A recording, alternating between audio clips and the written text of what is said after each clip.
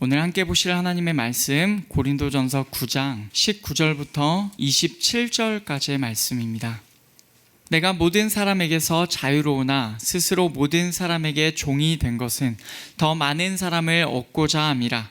유대인들에게 내가 유대인과 같이 된 것은 유대인들을 얻고자 함이요 율법 아래에 있는 자들에게는 내가 율법 아래에 있지 아니하나 율법 아래에 있는 자 같이 된 것은 율법 아래에 있는 자들을 얻고자 함이요 율법 없는 자에게는 내가 하나님께는 율법 없는 자가 아니요 도리어 그리스도의 율법 아래에 있는 자이나 율법 없는 자와 같이 된 것은 율법 없는 자들을 얻고자 함이라. 약한 자들에게 내가 약한 자와 같이 된 것은 약한 자들을 얻고자 함이요 내가 여러 사람에게 여러 모습이 된 것은 아무쪼록 몇 사람이라도 구원하고자 함이니 내가 복음을 위하여 모든 것을 행함은 복음에 참여하고자 함이라. 운동장에서 다름질하는 자들이 다 달릴지라도 오직 상을 받는 사람은 한 사람인 줄을 너희가 알지 못하느냐. 너희도 상을 받도록 이와 같이 다름질하라. 이기기를 다투는 자마다 모든 일에 절제하나니 그들은 썩을 승리자의 관을 얻고자 하되 우리는 썩지 아니할 것을 얻고자 하노라. 그러므로 나는 다름질하기를 향방 없는 것 같이 아니하고 싸우기를 허공을 치는 것 같이 아니하며 내가 내 몸을 쳐 복종하게 하면 내가 남에게 전파한 후에 자신이 도리어 버림을 당할까 두려워함이로다. 아멘. 우상의 제물에 관한 긴 내용을 우리가 살펴보고 있습니다. 내용이 굉장히 길어요. 8장부터 시작된 이 내용은 11장 1절까지 이어집니다. 바울은 기본적으로 우상의 제물을 먹는 일을 반대하고 있습니다. 그는 자유, 다시 말하면 권리가 있더라도 형제를 걸려 넘어지게 한다면 자신은 그 자유나 권리를 사용하지 아니하고 그 어떤 일도 하지 않겠다고 말합니다.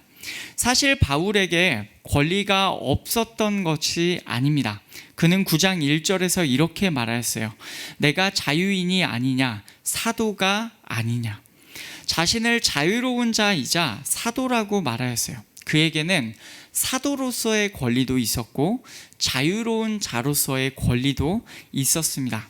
바울은 지금 이 9장의 말씀에서 그 두 가지 내용을 다 다루고 있습니다. 지난주에 우리가 보았던 9장 전반부 말씀에서는 사도로서의 권리를 쓰지 않은 예를 들었습니다. 특별히 육적인 것, 말씀 사역자로서의 생활비를 고린도 교회에서 받지 않은 것을 언급하였습니다. 말씀 사역자로서 그 자기가 영적인 것을 심는 교회로부터 육적인 것을 취할 수 있는 권리가 있음에도 그는 그것을 받지 않았다고 얘기했어요. 그가 이렇게 행한 이유가 무엇입니까? 12절에 나왔죠. 그러나 우리가 이 권리를 쓰지 아니하고 범사에 참는 것은 그리스도의 복음에 아무 장애가 없게 하려 함이로다. 그리스도의 복음에 아무 장애가 없게 하려 함입니다. 그때 고린도 교회로부터 생활비를 받는 것은 복음 선포에 있어서 문제가 될 수 있었다고 바울은 판단한 것입니다.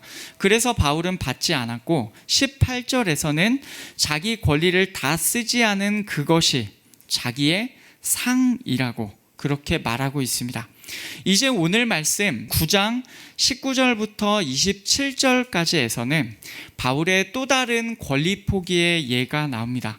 그는 사도이자 동시에 자유로운 자였습니다. 여기에서는 자유로운 자로서의 권리를 다 사용하지 않은 그 예가 나옵니다. 역시 그가 그렇게 행한 이유는 복음을 위함이었어요. 자유로운 자 바울이 복음을 위하여 어떻게 살았는지 우리가 오늘도 함께 이 말씀을 듣기 원합니다. 오늘 말씀 19절은 이렇게 시작해요. 내가 모든 사람에게서 자유로우나 스스로 모든 사람에게 종이 된 것은 더 많은 사람을 얻고자 함이라. 아멘. 바울은 모든 자들로부터 자유로운 자로 있었습니다. 그는 사실은 사람들의 종이 아니었어요. 그러나 그는 모든 자들에게 스스로를 뭐로 삼습니까? 종으로 삼아요. 왜냐하면 더 많은 사람을 얻고자 함이라 라고 그렇게 밝히고 있어요. 오늘 말씀을 보면요, 뭐 하고자 함이라 라는 구절이 많이 반복되어서 나옵니다. 다 목적을 설명해요. 바울이 왜 그렇게 행하였는지 그 내용에 집중해서 보면 그의 행동이 이해가 되실 것입니다. 자유로운 자였던 바울이 실제로 모든 자들에게 스스로를 종으로 삼았는데 그 예들이 그 다음부터 나옵니다. 20절을 보시면 유대인들에게 내가 유대인과 같이 된 것은 이러면서 나와요. 유대인들에게는 바울이 유대인과 같이 됩니다. 그 유대인을 그 뒷부분에서는 뭐라고 합니까? 율법 아래에 있는 자들이라고 다시 설명하죠. 유대인들은 당시에도 구약의 율법을 매우 중요하게 생각했었습니다. 그런 율법 아래에 있는 자들에게는 바울 역시 어떤 사람이 되냐면 율법 아래에 있는 자와 같이 됩니다. 물론 그는 실제로 유대인이었고 한때는 정말로 율법 아래에 있었던 자였어요. 그러나 지금 시점에서 그는 더 이상 율법 아래에 있는 자가 아닙니다. 율법을 지켜서 구원받는다 이렇게 생각하지 않고 예수 그리스도를 믿어 구원받음을 그는 분명히 믿고 있습니다. 이렇게 율법 아래에 더 이상 있는 자가 아닌 그가 유대인에게는 율법 아래에 있는 자와 같이 되었어요. 왜 그렇습니까? 유대인들을 얻고자 함입니다. 율법 아래에 있는 자들을 얻기 위함입니다. 또한 21절을 보면 이번에는 정반대의 상황이 나옵니다. 율법 없는 자에게는 내가 하나님께는 율법 없는 자가 아니요 도리어 그리스도의 율법 아래에 있는 자이나 율법 없는 자와 같이 된 것은 율법 없는 자들을 얻고자 함이라. 아멘. 내용을 보시면 말이 반복되는 것 같고 어렵죠. 율법 없는 자들에게는, 다시 말하면 이방인들에게는 하나님의 율법이 별로 없고 중요하지 않게 생각되는 이방인들에게는 율법 없는 자와 같이 되었습니다. 앞에서와 정반대로 말하고 있죠.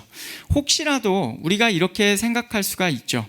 바울은 자기 정체성을 상황에 맞게 수시로 바꾸는 그런 경우에 따라서는 야비한 사람입니까? 정말 바울의 모습은 뭔가? 라는 상황에 우리가 의문이 생길 수도 있을 법한 상황입니다. 하지만 바울은 분명히 말해요. 하나님께는 자기가 율법 없는 자가 아니라고 합니다. 이 말은 전혀 하나님을 모르는 이방인들, 아예 율법 자체가 없는 자는 아니라는 말입니다. 다만 자신은 그리스도의 율법 아래에 있는 자라고 자신을 밝혀요. 구약의 율법을 모르지도 부정하지도 않지만 그리스도 안에서 율법이 성취된 것을 믿고 있는 자라는 그런 말입니다. 그럼에도 그는 율법 없는 자와 같이 되었습니다. 왜 그렇습니까? 율법 없는 자들을 얻기 위함입니다. 계속 동일한 원칙입니다. 22절을 보면 또 이렇게 나와요. 약한 자들에게 내가 약한 자와 같이 된 것은 약한 자들을 얻고자 함이요 내가 여러 사람에게 여러 모습이 된 것은 아무쪼록 몇 사람이라도 구원하고자 함이니. 아멘. 이번에는 연약한 자들이 나옵니다. 연약한 자들에게는 연약한 자와 같이 되었어요. 그 이유는 똑같아요. 연약한 자들을 얻기 위함입니다. 여기서 연약한 자들은 앞에서 8장에 나온 것처럼 믿음이 약한 자들을 의미하는 것으로 보입니다. 8장 9절을 보시면 그런즉 너희의 자유가 믿음이 약한 자들에게 걸려 넘어지게 하는 것이 되지 않도록 조심하라. 지식 있는 내가 우상의 집에 앉아 먹는 것을 누구든지 보면 그 믿음이 약한 자들의 양심이 담력을 얻어 우상의 재물을 먹게 되지 않겠느냐 라고 하면서 믿음이 약한 자들에 대해서 언급하고 있고 그 우상의 재물에 대한 얘기가 지금 8장부터 11장 1절까지 길게 하는 도중에 지금 이 연약한 자들을 언급하고 있습니다. 오늘 본문에서 나온 그 연약한 자들은 여기에 나오는 믿음이 연약한 자일 것입니다. 바울은 믿음이 연약한 자들에게는 자기도 믿음이 연약한 자와 같이 되었다고 해요. 바울이 이렇게 연약한 자처럼 된 것은 무엇 때문입니까? 약한 자들을 얻고자 함이요. 똑같은 원칙이에요. 그가 여러 사람에게 여러 모습이 된 이유는 아무쪼록 몇 사람이라도 구원하고자 함입니다. 이 부분을 직역하면요, 모든 자들에게 바울이 모든 것들이 되었다는 말입니다. 모든 자들에게 자기가 모든 것이 되었다는 말이에요. 어떤 사람일지라도 그 사람을 얻기 위하여 내가 그 사람의 모습처럼 내가 그와 같이 되어서 아무쪼록 그 사람이라도 내가 얻으려고 한다라는 말입니다. 앞에서는 얻기 위함이라고 하였는데 여기에서는 아무쪼록 몇 사람이라도 구원하고자 함이니 라고 표현하고 있습니다. 바울은 여기서 나온 여러 모습, 다시 말하면 모든 것들이라는 표현을 받아서 23절에서 이렇게 말해요. 내가 복음을 위하여 모든 것을 행함은 복음에 참여하고자 함이라. 아멘. 모든 것들을 복음을 위하여 행한다고 해요. 그가 이 모든 것들을 행하는 이유가 무엇입니까? 그 역시 복음에 참여하는 자가 되기 위함입니다. 바울은 자기 혼자만 이 복음을 누리는 것을 원하지 않았습니다. 자기 혼자만 구원받는 것을 원하지 않았어요. 그는 할 수 있는 대로 모든 자들을 그 복음 안으로 들어오게 하고 싶어 했습니다. 들어오게 만들고 싶어 했어요. 그래서 계속 반복되는 내용이 얻고자 함이라, 구원하고자 함이니 인 것입니다.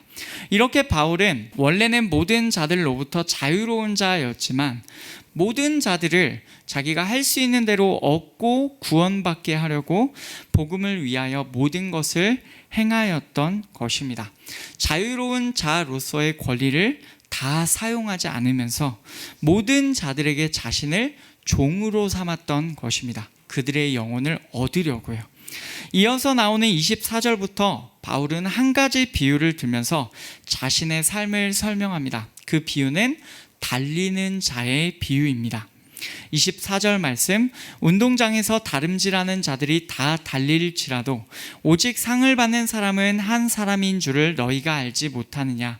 너희도 상을 받도록 이와 같이 다름질하라. 아멘.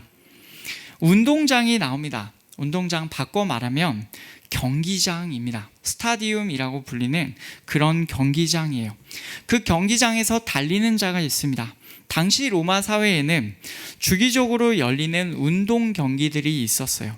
그러니까 이 달리는 자의 비유는 고린도 교회 사람들에게 굉장히 익숙하고 잘 아는 비유였을 것입니다. 바울은 실제로 뭔가 이 다름질하는 자들, 달리는 자들과 같이 직접 달리는 사람도 아닙니다. 그리고 아마도 그 달리는 경기를 막 보러 다니거나 그랬을 것 같지도 않아요. 그러나 지금 고린도 교회 사회가 이 달리는 경주를 지켜보는 문화에 익숙하니까 지금 이 문화에 맞춰서 지금 얘기를 하고 있는 것이죠. 경기장에서 달리는 자들이 모두가 달려요. 그러나 그 중에서 한 명만 1등의 상을 받게 됩니다. 바울은 복음을 위한 자신의 삶을 경주에 비유하고 있어요. 1등의 상을 받기 위하여 자기도 달리고 있고 고린도 교회 사람들도 이렇게 달리라고 말해요. 구체적으로 달리라는 말이 무엇을 의미합니까? 그게 다음에 나와요. 25절, 이기기를 다투는 자마다 모든 일에 절제하나니 그들은 썩을 승리자의 관을 얻고자 하되 우리는 썩지 아니할 것을 얻고자 하노라. 아멘. 그 경주에서 다투는 자들은 모든 것들을 절제해요. 식단도 조절할 것이고 놀고 싶은 욕구도 절제하면서 계속해서 훈련에 매진할 것입니다. 그 밖에 여러 가지 것들을 포기하면서 여러 가지 것들을 절제하면서 그 경주를 위해서 준비할 거예요. 여러분, 그들이 그렇게 하는 이유가 무엇입니까? 심지어 경주 중에서도 포기하고 싶은 마음까지도 포기해 가면서 정말로 열심히 달리고 있어요. 그들이 그렇게 절제하는 이유는 상을 받기 위함입니다. 그 상에 따르는 관을 쓰기 위함입니다. 그런데 바울은 그 관은 썩은 관이라고 표현해요. 아마도 당시의 관이라 함은 식물로 만들어져서 조금 지나면 말라버리는 그런 관이었을 것입니다. 우리가 잘 아는 표현이죠. 월계관. 월계수 가지로 만든 것을 의미합니다. 아마도 당시에 식물로 만든 관, 얼마 지나면 바로 말라버리는 그런 관이었을 것입니다. 이 경기에서 이긴 사람은요, 식물로 된 그런 종류의 관을 받게 되었을 거예요. 여기서 바울이 말하는 내용은 그렇게 조금만 지나면 썩어버릴 관을 얻으려고도 사람들이 그렇게 절제한다는 것입니다. 하물며 바울을 포함하는 우리 믿는 자들은 썩지 않는 것을 얻으려고 합니다. 영원한 관입니다. 썩어버리는 관이 아니에요. 영원히 남는 주께서 기억하시는, 주께서 주시는 영원한 관입니다. 그러면 어떻습니까? 그 무게가 비교가 되지 않죠. 그러면 그 달리는 자들보다 우리는 더욱 절제해야 하는 것이 당연한 것입니다. 이 사실을 알고 있는 바울은 오늘 말씀 마지막에서 이렇게 말해요. 그러므로 나는 다름질하기를 향방 없는 것 같이 아니하고 싸우기를 허공을 치는 것 같이 아니하며 내가 내 몸을 쳐 복종하게 함은 내가 남에게 전파한 후에 자신이 도리어 버림을 당할까 두려워함이로다. 아멘. 자신은 향방 없는 것 같이 방향이나 목적이 없이 불분명하게 달리지 않는다고 해요. 분명한 목적을 가지고 달린다. 또한 자신을 허공을 치는 것 같이 막 공기 중에 주먹질하는 것처럼 그렇게 허공에 대고 자기는 싸우지 않는다고 합니다. 분명한 목적을 가지고 싸운다고 말하는 것이죠. 오히려 그는 아주 분명한 대상과 목적과 방향을 가지고 움직인다는 뜻입니다. 썩지 않는 관을 얻기 위하여 그렇게 한다는 거예요. 그는 자유로운 자로서 괜히 종이 된 것이 아니에요. 분명한 목적을 가지고 바울은 자기 몸을 쳐서 복종시켰습니다. 몸을 멍들게 하고 종이 되게 만들었어요. 왜냐하면 자기가 열심히 다른 자들에게 복음을 선포하기는 하지만 그 이후에 자신이 버림을 당할까 두려워하기 때문입니다. 버림을 당한다는 것이 무슨 뜻이냐면 쉽게 말하면 인정받지 못한다는 뜻입니다. 달리기 경기에서 예를 들어볼까요? 총성이 울린 후에 달리기를 시작해야 인정을 받는 기록이 됩니다. 그런데 그 총성이 울리기 전에 출발을 하면 반칙입니다. 이 반칙이 정해진 기준에 넘게 되면 우리가 보는 TV에서 보통 보겠죠. TV에서 보면 뭐라고 뜨냐면 DQ라고 뜹니다. Disqualified라는 뜻입니다. 뭔 말이냐면 인정받지 못했다는 거예요. 실격입니다. 자격을 잃은 것이에요. 바로 그 뜻입니다. 바울이 열심히 복음을 선포는 하지만 그 이후에 자신이 인정받지 못하게 될까 봐, 자기는 진짜로 열심히 했는데 혹시라도 주님 앞에서 실격이 될까 봐 모든 것들에서 바울은 분명한 목적을 가지고 그 과정에 있어서도 절제하면서 행하고 있었던 것입니다. 이렇게 오늘 말씀에서도 바울의 권리가 있고 바울이 그 권리를 다 쓰지 않는 상황이 나옵니다. 지난주 말씀에서는 그 권리가 사도의 권리, 복음 선포하는 자의 권리라고 하였다면 오늘 말씀에서는 자유로운 자의 권리입니다. 바울이 사도의 권리를 다 쓰지 않은 이유는 복음에 막힘이 없도록 하기 위함이었습니다. 그가 오늘 말씀에서 자유로운 자의 권리를 다 쓰지 않은 이유는 복음으로 사람들이 구원받게 하기 위해서였습니다. 그는 혹시라도 복음을 선포한 자신의 고생이 무효가 되지 않으려고 철저히 절제하기까지 하였어요. 여러분 어떻습니까? 바울은 이렇게 치열하게 살았어요. 그리스도의 복음을 선포하고 모든 자들에게 모든 것들이 되면서 철저하게 절제하였습니다. 그들의 영혼을 얻고 그들을 구원받게 하기 위해서 이 모든 일을 하나님 앞에서 그의 부르심을 따라 행하였던 것입니다.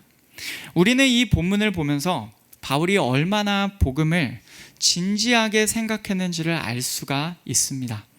얼마나 자신이 가지고 있는 그리스도의 복음이 무거우면, 얼마나 그것이 진지하게 여겨지면 그가 자신의 권리들까지도 포기하면서 그 복음을 전하는 일을 위해서 살 수 있는지를 우리가 생각해 보게 되는 것이죠. 자신의 사명을 위하여, 영혼 구원을 위하여, 또한 자기가 받게 될 영원한 상을 위하여 그는 살았어요. 바울은 정말로 하나님을 사랑했고 정말로 형제들을 사랑했습니다. 바울의 그 사랑과 열심으로 전하려 했던 그리스도의 복음이 오늘 우리에게까지 전해져 온 것입니다. 이제 우리는 역으로 생각할 수 있어야 합니다. 우리가 하나님의 사랑을 받은 자로서 우리는 하나님을 사랑하고 형제를 사랑하는가? 그렇다고 한다면 우리는 복음을요, 우리가 구원받게 된, 우리가 생명을 얻게 된 복음을 그렇게 무겁게 받을 수 있어야 합니다. 우리에게 영원한 생명을 주시는 그리스도의 복음을 정말로 진지하게 여길 수 있으면 좋겠어요. 그래서 이제는 우리 역시도 분명한 목표를 가지고 살기를 원합니다. 22절 말씀을 보면 바울이 여러 사람에게 여러 모습이 되었다고 하죠. 그가 모든 자들에게 모든 것들이 될 수 있었던 이유는 복음으로 그들이 구원받기를 원하였던 그 마음 때문이었습니다. 이제 우리는 이 말씀처럼 바뀌어야 합니다. 오늘 말씀 24절부터 또 25절을 보시면 달리는 자처럼, 썩을 관을 위하여 노력하는 사람처럼, 여러분 우리도 절제해야 합니다. 모든 것이 우리에게 가능할지라도 그것이 정말로 상을 얻을 행동인가, 이것을 고민하면서 우리는 절제의 방향으로 나아가야 하는 거예요. 왜냐하면요, 하나님은 정말로 살아계신 분이시기 때문입니다. 그분께서는 우리의 마음의 상태를 아십니다. 우리가 정말로 십자가 위에서 드러난 하나님의 사랑을 알고 있고 정말로 받고 있고 정말로 그 십자가 사랑에 기반하여 살아가고 있는 사람인지를 그분이 아십니다. 우리가 정말로 예수 그리스도를 믿고 구원받을 만한 자인지를 그분이 아십니다. 우리가 정말로 하나님을 경외하면서 우리가 정말로 하나님을 사랑하고 있는지를 그분이 아십니다. 하나님께서는 모든 것을 알고 계시고 하나님께서는 지금도 살아계십니다. 그 하나님 앞에서 이제는 우리의 모습을 정직하게 살펴야 합니다. 갈라디아서 6장 말씀에서 바울은 이렇게 말하였어요. 함께 읽겠습니다. 스스로 속이지 말라. 하나님은 업신여김을 받지 아니하시나니 사람이 무엇으로 심든지 그대로 거두리라. 자기의 육체를 위하여 심는 자는 육체로부터 썩어질 것을 거두고 성령을 위하여 심는 자는 성령으로부터 영생을 거두리라. 아멘. 예수님을 믿는다고 고백하는 우리조차도 스스로 속고 있을 수가 있습니다. 그러나 우리가 우리 자신은 속이더라도 하나님은 속일 수가 없습니다. 우리가 섬기는 하나님은 조롱당하지 않으시는 분이세요. 그분은 절대로 누구에게서도 조롱당하지 않으실 분입니다. 오히려 사람으로 하여금 사람이 심은 것을 그대로 거두게 하시는 분이세요. 지금 우리는 육체를 위하여 심고 있습니까? 아니면 성령을 위하여 심고 있습니까? 오늘 말씀에서는 같은 관점으로 우리가 복음 앞에서 어떻게 살고 있는지를 묻고 있습니다. 그저 예수님을 믿었으니까 우리가 어떻게 살아도 구원받겠지라는 생각으로 혹시 살고 있지는 않으십니까? 우리의 그 마음을 우리 주님께서는 알고 계십니다. 솔직히 말하면 저도 다른 부분에서는 여러분을 있는 힘껏 격려하고 싶습니다. 세상 속에서 그리스도인으로 산다는 것 자체가 쉬운 일은 아님을 저도 압니다. 그래서 저는 정말 할 수 있는 대로 많은 격려를 드리고 싶어요.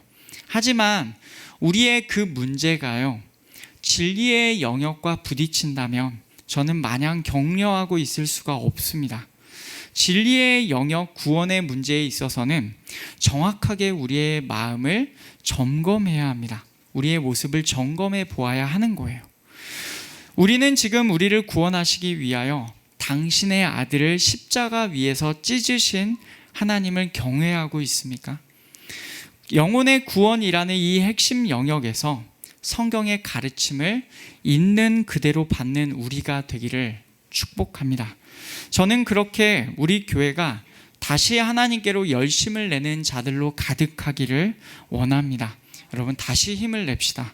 하나님의 기뻐하심이 우리의 기쁨이 될 수 있도록 다시금 우리의 삶의 방향을 맞추어야 합니다. 그동안 하나님의 기쁨이 아니라 우리의 기쁨, 우리의 원함을 위해서 우리가 많이 살아왔을 수 있거든요. 그렇게 살면 우리가 기쁜 것 같지만 여러분, 살아보셨잖아요. 그 끝이 결국에는 얼마나 허망하고 얼마나 부질없는 것인지를 여러분 오랜 시간 경험하셨잖아요. 그러나 하나님의 기쁨이 우리의 기쁨이 된다면 그 우리의 기쁨은 세상이 주는 기쁨과는 다릅니다. 영원히 지속되는 기쁨이에요.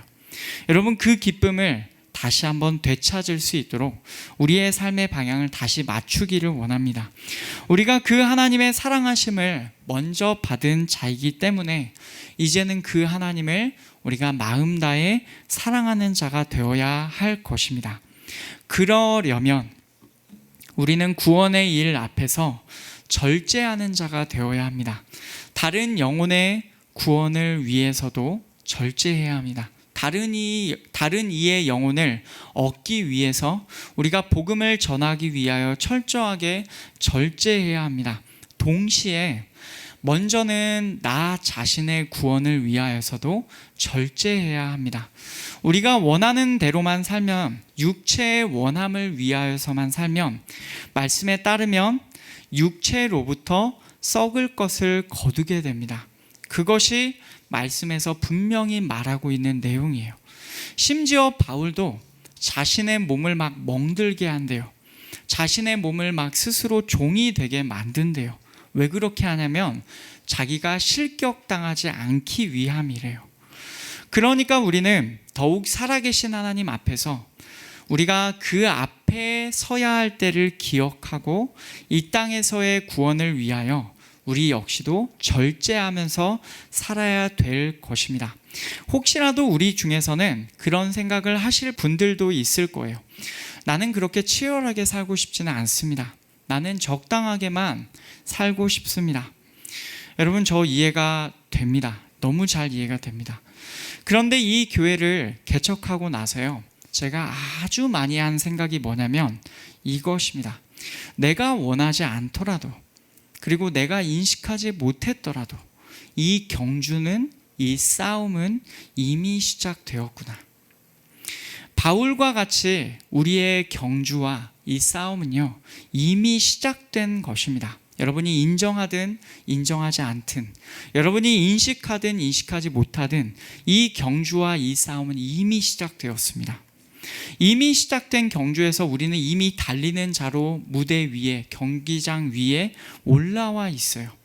이미 시작된 싸움, 그 링 위에 있는 우리는 싸우는 자들로 올라와 있어요. 여러분, 그러면 어떻게 해야 하겠습니까? 이미 시작되었는데 이 경주와 싸움에서 사람들이 다 지켜보고 있고, 믿음의 선진들이 우리를 지켜보고 있고, 누구보다도 하나님께서 우리를 지켜보고 계시는데 여러분, 어떻게 해야 되겠습니까?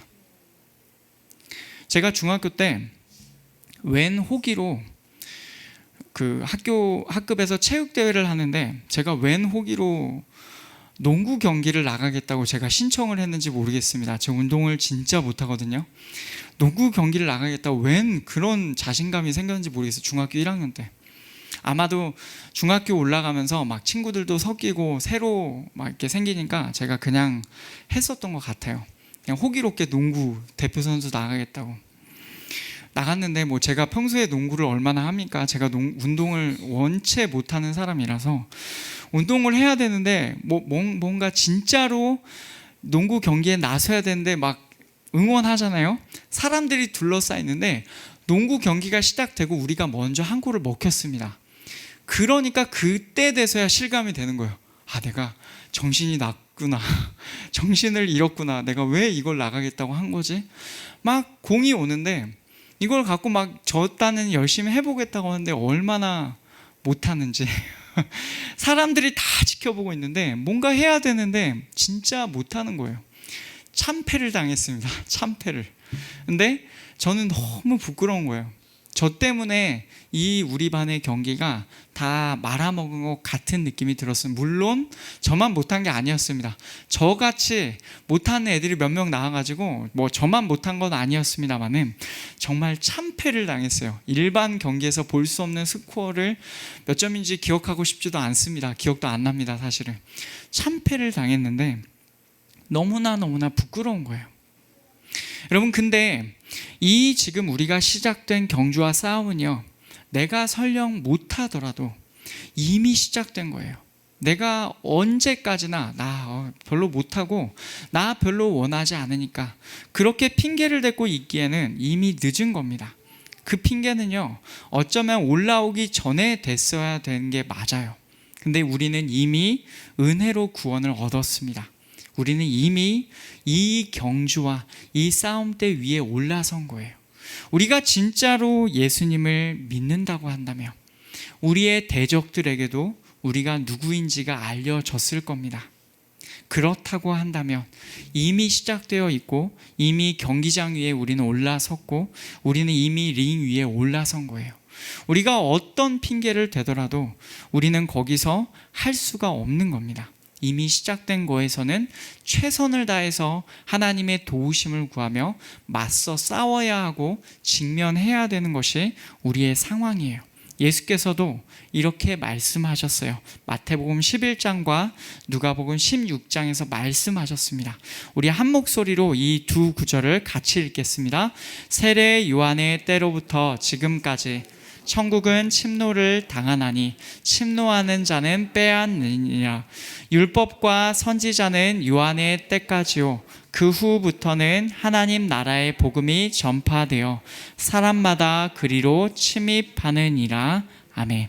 침노하는 자는 빼앗느니라. 침노한다는 것은 빼앗는 것을 말합니다. 강탈하는 거예요.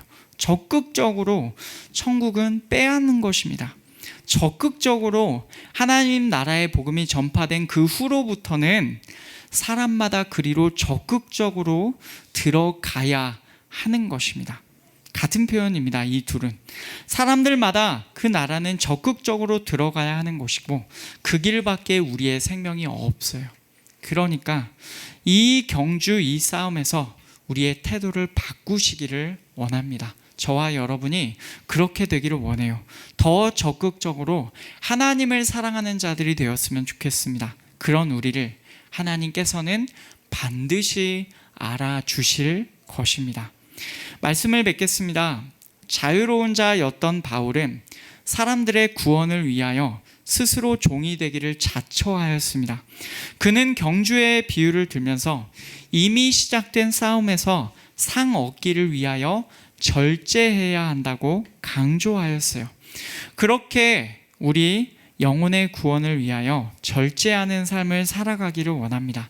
다른 사람의 영혼을 위하여서도 그렇게 하고 특히 우리 영혼의 구원을 위하여 육체의 원함을 절제하면서 끊임없이 예수님을 붙드는 자로 우리 그렇게 살아가기를 원합니다. 그리고 오직 우리를 사랑하시는 하나님께 우리의 최고의 사랑을 올려드리기 원합니다. 이 땅에 살아가면서 우리가 하나님의 사랑을 정말로 많이 받기를 원합니다. 우리가 잘 살아서 우리가 그 경주에서 우리의 능력으로 승리해서 우리가 구원을 얻는 것이 아닙니다. 우리의 구원은 이미 예수 그리스도를 믿는 것으로 우리에게 주어져 있습니다. 다만 이 땅에서 우리의 상을 위하여서 끝까지 경주를 해가는 우리가 되기를 원합니다. 우리를 사랑하시는 하나님 앞에 치열하게 우리도 그분을 사랑하는 자로 살기를 원합니다. 그렇게 우리가 주님을 사랑하는 자로 살 때 모든 것을 아시는 하나님께서 우리를 알아주실 것입니다. 그렇게 사는 우리 모든 성도님들 되시기를 간절히 축복합니다.